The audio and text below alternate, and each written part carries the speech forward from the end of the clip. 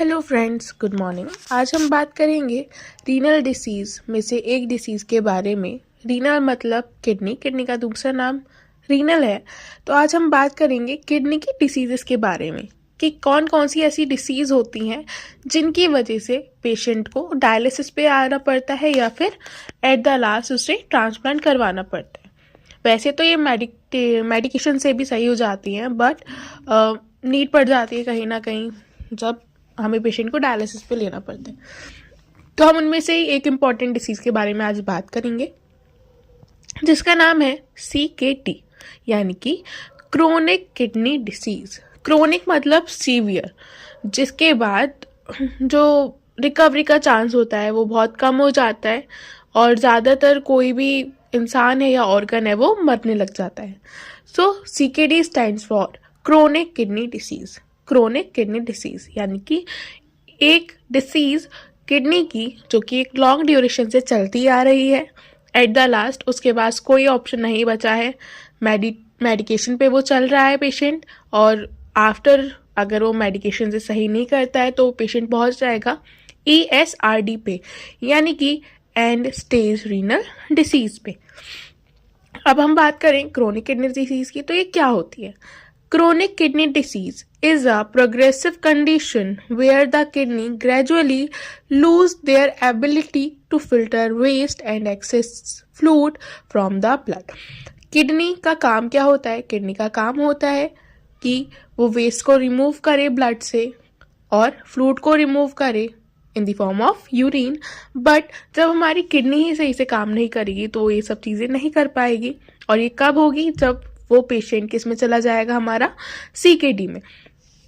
तो इस लाइन का मतलब ये है कि जो किडनी है वो लॉन्ग ड्यूरेशन से धीरे धीरे करके क्या कर रही है, अपने किडनी फंक्शंस को लूज कर रही है। ठीक है, तो उसकी जो एबिलिटी है फिल्टर करने की वेस्ट की और फ्लूइड की ब्लड से, वो धीरे धीरे क्या हो रही है? कम होती जा रही है।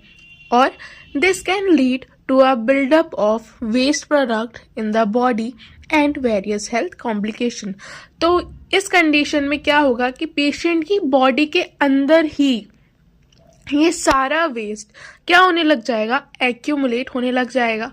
ठीक है, तो उसकी वजह से क्या होगा? अलग अलग तरीके से पेशेंट की बॉडी के अंदर कॉम्प्लिकेशन आने लग जाती है। फॉर एग्जाम्पल, आप कहीं पे भी हो, आपके आसपास कूड़ा इकट्ठा हो रखा है, तो क्या होगा? वो कहीं ना कहीं आपके एनवायरनमेंट पे इफेक्ट डालेगा, आपको अलग अलग रोग देगा, अलग अलग बीमारियां देगा।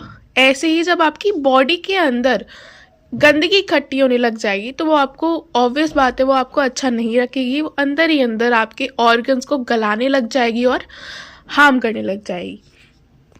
अगर हम बात करें कि इसके कॉजेस क्या होते हैं और सिम्टम्स क्या होते हैं, अगर हम सिम्टम्स की बात करें फर्स्ट ऑफ ऑल, तो in the early stages, CKD often has no noticeable symptoms. As the disease progresses, symptoms may include.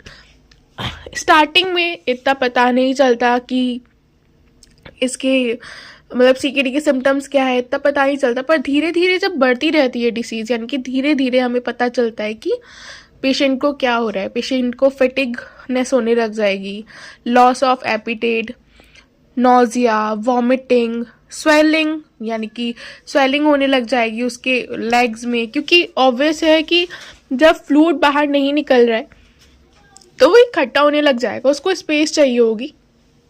कहीं पे भी वो मतलब इकट्ठा होने लग जाएगा। वो लेग्स में हो सकता है, एंकल में हो सकता है और फीट में हो सकता है। स्वेलिंग हो सकती है। शॉर्टनेस ऑफ ब्रीथ, उसको सांस लेने में दिक्कत होगी। Frequent urination specially at night, decreased mental sharpness, muscles cramps, dry and itchy skin, and at the last high blood pressure। तो ये सब उसके क्या हैं? ये सब उसके सिम्टम्स हैं। अगर हम बात करें कॉजेस की कि कौन कौन से कॉज हो सकते हैं जो कि CKD कर सकते हैं पेशेंट को, तो फर्स्ट आता है आपका डायबिटिक मेलाइटिस। डायबिटीज वो क्या करेगा? वो होता क्या है? वो क्या होते हैं? ब्लड में शुगर का लेवल ज़्यादा हो जाना, उसको हम डायबिटिक मेलाइटिस बोलते हैं।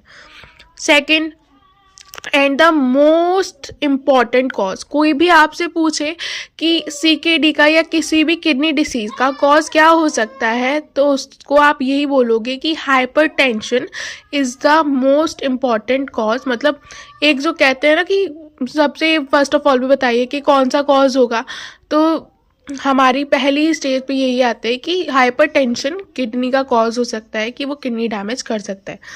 सेकंड आता है, थर्ड आता है आपका ग्लोमेरुलस नेफ्राइटिस, फिर आता है आपका polycystic kidney disease, then interstitial nephritis, and यही आपके सिम्टम्स हैं। और भी बहुत सारी चीज़ें हो सकती हैं, बट हम इनको ही इंक्लूड करेंगे।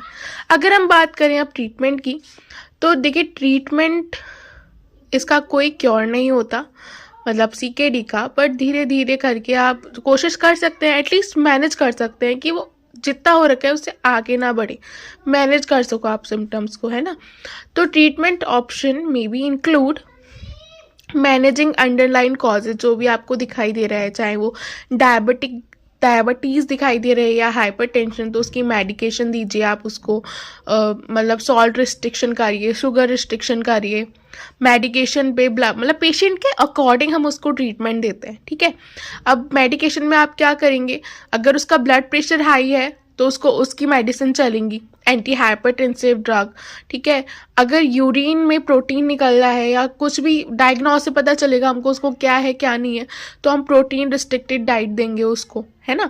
तो कॉम्प्लिकेशन के अकॉर्डिंग फिर हम क्या कर सकते हैं, डाइटरी मैनेजमेंट कर सकते हैं उसका, लो प्रोटीन डाइट, लो सोडियम डाइट, है ना। वो क्या करेगा, हेल्प करेगा पेशेंट को मैनेज करने में, ताकि उसको उसकी और डिफ़िकल्टीज इंक्रीज ना हो।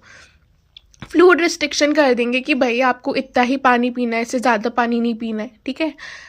एट द लास्ट हम क्या करेंगे, उसको डायलिसिस देंगे, ठीक है। आरआरटी में आता है हमारा डायलिसिस ट्रीटमेंट, क्या होते हैं, रीनल रिप्लेसमेंट थेरेपी, यानी कि रीनल यानी कि किडनी के जो फंक्शंस को रिप्लेस कर दे, हम उसको रीनल रिप्लेसमेंट थेरेपी बोलेंगे। एट द लास्ट हमारे पास कुछ ऑप्शन नहीं बचता है, हमारे पास एक ऑप्शन बचता है वो होता है ट्रांसप्लांट, तो हम ट्रांसप्लांट उसको एट द लास्ट बोल देंगे।